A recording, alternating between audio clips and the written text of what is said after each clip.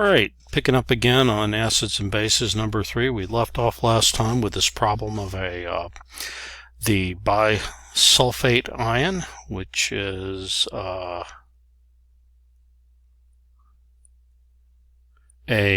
weak acid, but a strong enough weak acid that we can't use our usual approximation to make the problem simpler.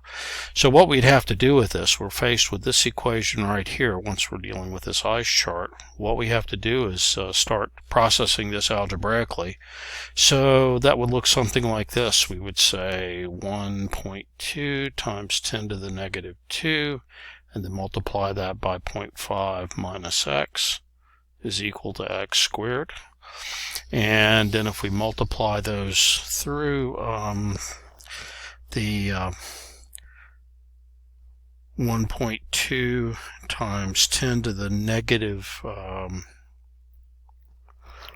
2 there times 0.5 is going to be 6 times 10 to the negative 3, or 0.006, and then we'll have times 0.12x, sorry, 0.012x. That's the 1.2 times 10 to the negative 2, and that's equal to x squared. And so if we set that all equal to 0, we'll have x squared, bring over the positive 0.012x, and now a negative 0.006. So that's our quadratic. A is 1, B is positive 0.012, C is negative 0.006. So if we take this up over here and the quadratic equation, let's look back up here a minute ago. We had that here. I always tend to blow some sign on that. But if we go back and look at the little pullout from the formula sheet, which is further back than I remember it being. Well, not that one. This would have been in the first video, I guess. But you know your formula sheet. You probably have it there already before me. Right here it is. This is our quadratic equation solution. So negative b plus or minus square root b squared minus 4ac over 2a. Got that? Okay, let's get back to our problem. Alright, place your bets. Will I be able to remember it?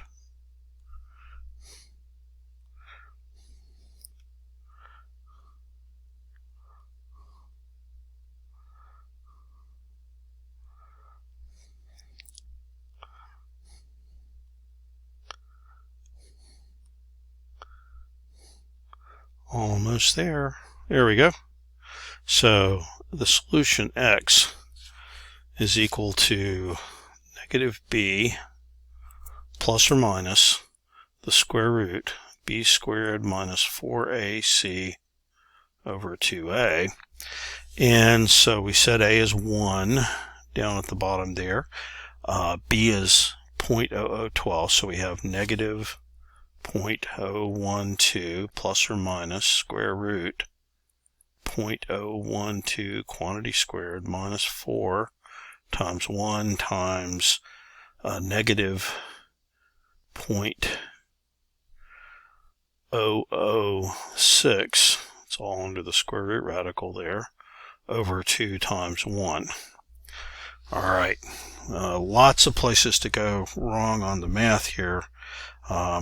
It's just really, really easy to mess this up due to a stupid arithmetic mistake. So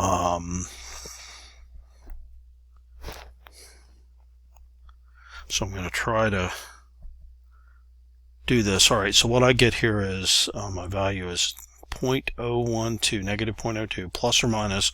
I evaluated the square root as 0.155, and then divided by 2. So we always have two roots. One where we're going to have negative 0.012 plus 0.155 divided by 2. So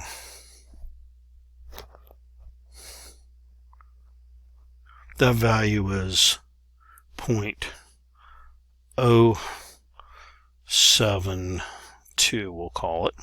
And then the other root, which will also solve the equation, is the negative 0.012 minus 0.155 over 2. And we don't really care about that one because it's going to be a negative number.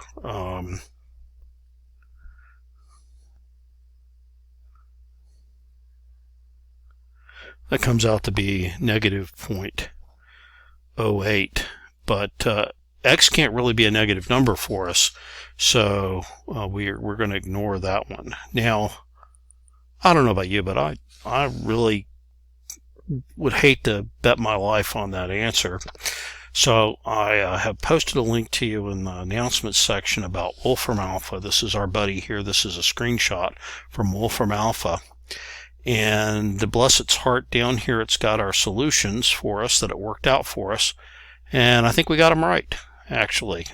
So that x value of 0.07 works out for us.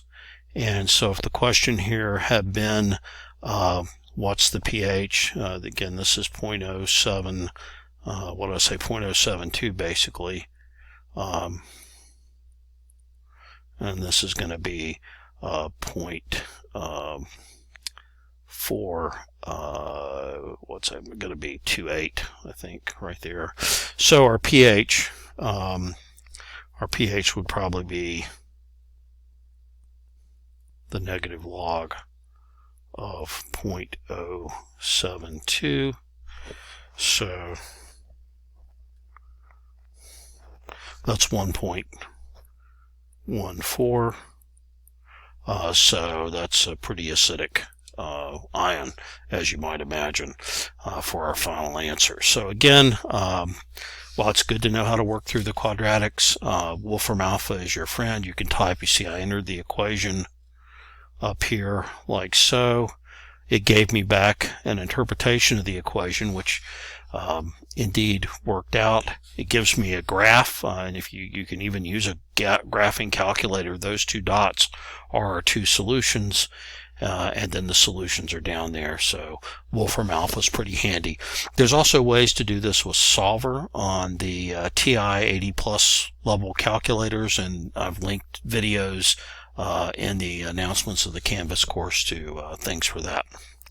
So again, this is back on that trends, looking at the periodic trends related to acidic and basic strengths. And again, we talked about this as increasing electronegativity going that way, and then this trend going up here making it weaker is closer orbital size between H and whatever the anion is, A, so HF versus HCl. They do an analysis of strength here, basically looking at if you've got something attached to an OH. The question is this going to react as a hydrogen donor, or is it going to react as a hydroxide donor? If it reacts as a hydrogen donor, it's an acid, a hydrogen ion donor. If it reacts as a hydroxide donor, it's basic. And if it can go both ways, it's amphiprotic. And basically, you're looking at the relative electronegativities of these things. Just to remind us, hydrogen's electronegativity is about 2.2. Oxygen's is 3.5. It's the second most electronegative element. So we already know we got a partially positive and partially negative kind of thing going on like that. Now, if you look at E here, and if E has a really, really low electronegativity, then this bond is polar. So this would be, I think I skipped one. No, I didn't. Okay. If this was like a metal, right, so if this is something like, say, sodium, which has an electronegativity of 0.9, then oxygen's 3.5 is definitely going to take those electrons away, and it's going to tend to react and give us OH minus. So E plus OH minus, that makes it basic. And they say here metals have low electronegativities, and metal hydroxides tend to be basic. If, however, this E is a nonmetal, then this bond is a higher electronegativity, right? So if you're looking at some kind of nonmetal with, say, some electronegativity in the 2 to 4 range, then that bond's not going to be as polar. It's not going to be as polar maybe as the OH bond, so it's going to react to form EO negative plus H plus. It's going to be an acid. And again, E we're just using as kind of a generic thing. And so non-metal hydroxide looking things tend to be acidic. So here are a couple examples of some different acids. You remember when we learned the polyatomic ions and the different acids, you have here nitric acid, which is HNO3, and nitrous acid is HNO2. Sulfuric acid is H2SO4, sulfurous acid is H2SO3.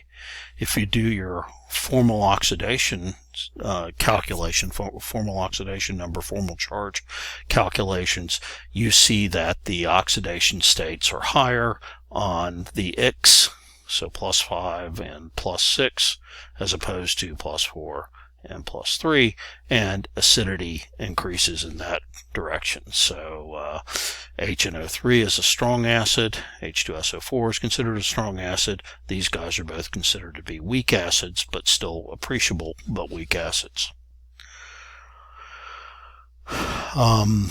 If the E is kind of in the middle, that's an amphiprotic thing. It can act as a base in the presence of a stronger acid. It can act as an acid in the presence of a stronger base. H2O is the classic example of this, that it could go either way depending on what's it's in and around. Here are some other examples.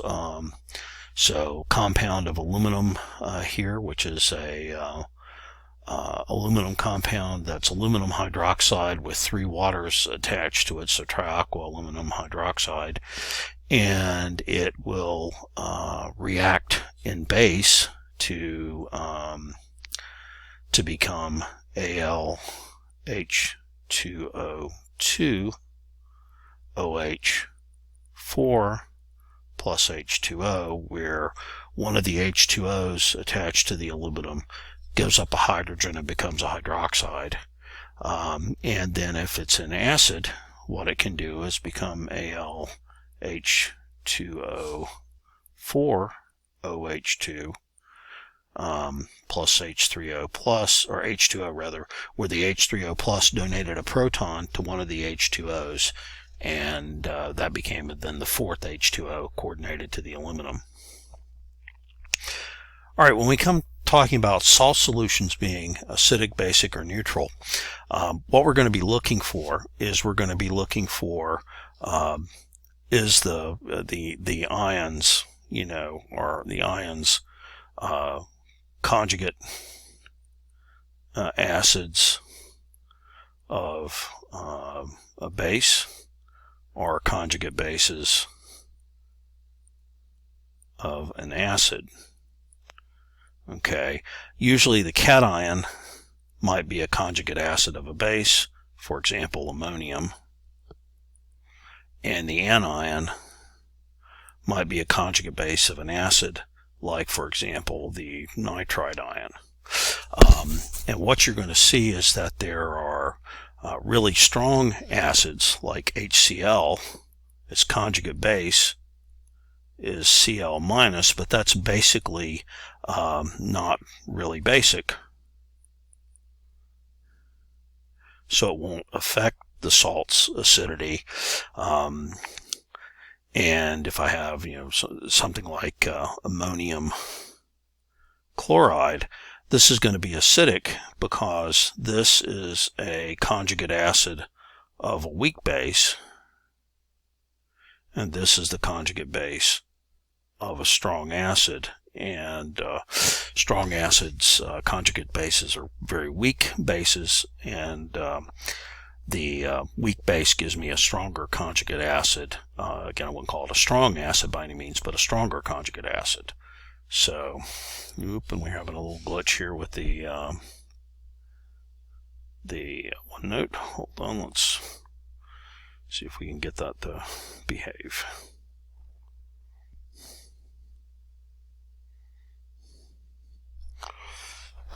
Hang on, we'll pause the recording for a second.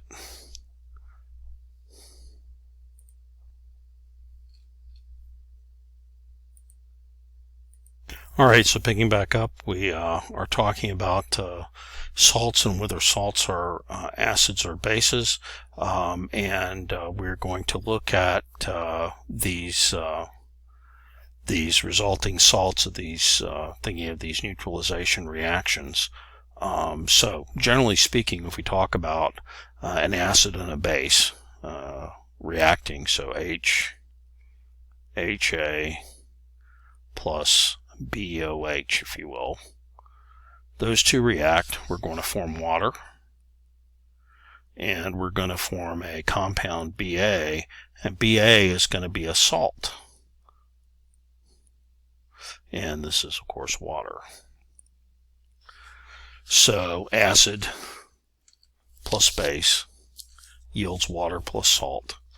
So if we're looking at HCl plus NaOH, we've got H2O plus NaCl, which is actually, the salt, what we call salt normally.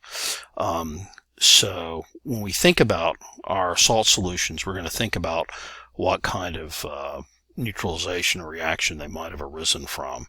And again, if we look at Na, this is the conjugate base of NaOH, which is a strong base, right? Conjugate acid of NaOH. So this is very weak, and Cl is the conjugate base of a HCl, which is a strong acid. So it's a very weak conjugate base. So this is a neutral salt. Okay. So again, basically, your salt, if your salt is again MX or BA, whichever way you want to look at it, you look at this, is this acidic? You look at the X and say, is this basic? And you can tell whether the solution is acidic or basic based on that. And you're looking at thinking in terms of the conjugate base. All right, so if you think about the four types of possible reactions here, strong acid, strong base, you get that neutral solution. If I have a strong acid and a weak base, we get a weakly acidic solution because the conjugate acid of the weak base is the most important thing in terms of affecting the pH.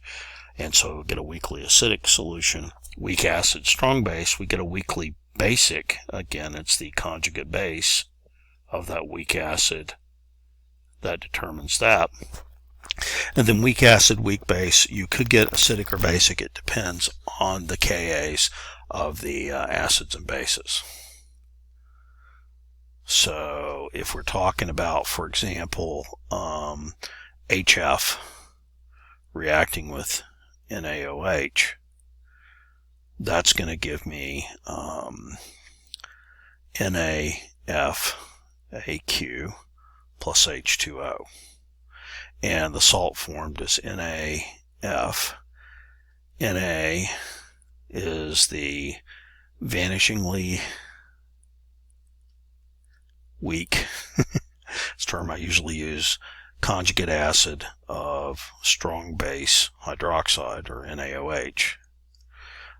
F minus is the weak base, conjugate base of the weak acid HF. Okay, so it's going to be a basic solution. Is how we'd analyze that sort of thing. So if we have ammonia plus hydrochloric acid, we're actually not going to form water. We're going to form ammonium chloride here, which is NH4 plus Cl minus, right? And NH4 plus is the weak acid, conjugate acid of ammonia, which is a weak base. Cl minus is the weak, not weak, vanishingly, I'll say, vanishingly weak base, conjugate base of strong acid, HCl. So this is an acidic salt.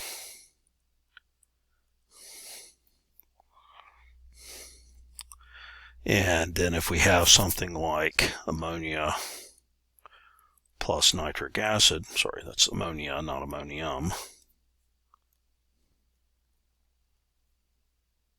Let's make that nitrous acid. Okay. What we're going to have happen here is we're going to have the ammonium ion and the nitrite ion formed, basically. So our salt is ammonium nitrite, sorry. NO2 minus is the weak base, conjugate base of HNO2. NH4 plus is the weak acid, conjugate acid of the weak base, NH3. So we're going to have to compare the K's to figure out what we have here. So let me look up the K's for these, see if I can get that. Find my value. Bear with me here, just trying to find a chart. And I've got instead an article.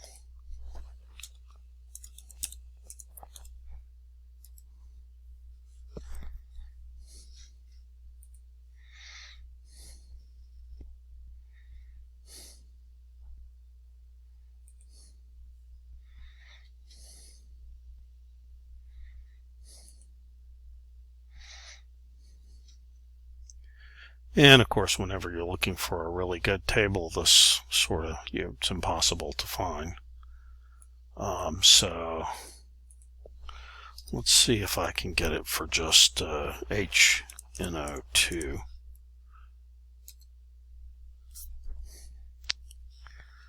Did we have a problem with this one before? It seems like we might have. I think it's, I'm seeing a value here, 4 times 10 to the negative fourth.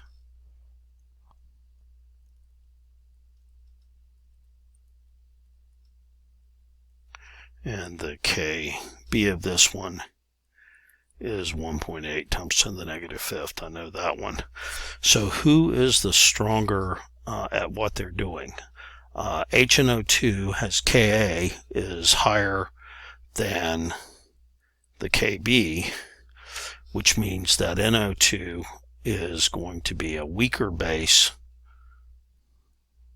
So over here, the Ka of NH4 plus is going to be greater than the Kb of NO2 minus. So this will be slightly acidic.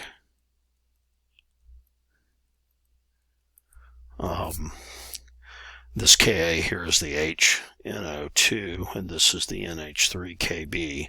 So since HNO2 is a stronger acid than NH3, that means that NH4 plus is a stronger acid than NO2 minus is a base, so it's a slightly acidic solution. So that's how you have to work those out, and it's rare that you're going to have to do those. All right, so skip on past that one. Here's a KB problem. This is one where you're being asked basically to get the KB of that actually that's the Ka, I'm sorry, Ka of that base. This is C6H5 NH3 plus. That is a I think the anilinium ion, and this is aniline. Just these are names that I happen to know that you don't need to expect to know, but we'd be asked to figure out what the equilibrium concentrations are of this. So we should have been given the Kb, but example 14.5 I think is worked out in your text. Here is the aluminum situation where the aluminum can act as an acid and donate one of these hydrogens. I think it's the one that's right here. See, it's gone there. It's wound up over here. So you see an aluminum hydrate acting as an acid there. And again, a nice chart for that kind of problem, which we're not going to work out that example either at this point. We can go on and talk briefly about polyprotic acids. Polyprotic just means many H pluses can be produced, right? Polyprotic. So we have monoprotic acids with one proton, like HClO4, for example, would be an acid that contains one proton. Acids that contain more than one ionizable hydrogen are polyprotic. So for example, H3PO4 is a polyprotic acid, and one that's very important. If we think about this ionizing to give us H+, we get the H2PO4 minus ion. That could ionize and give us another H+, and the HPO4 2 minus ion, and that could ionize and give us another H+, and give us the phosphate ion at that point. So we've got essentially these four members of this polyprotic acid deprotonation series here.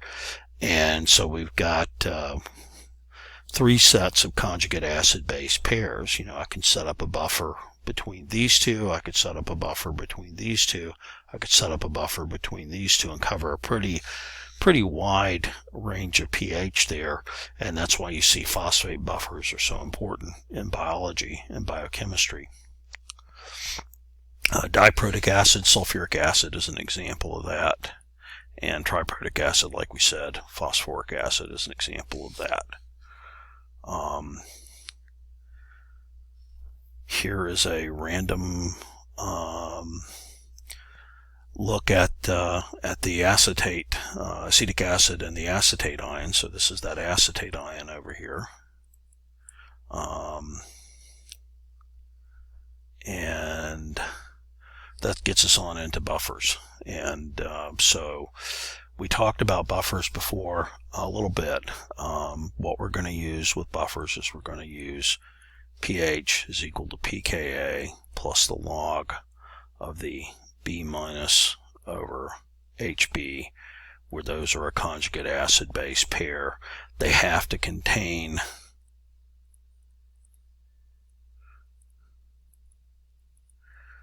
both members of a conjugate acid-base pair. Okay, and we'll pick that up in the next video.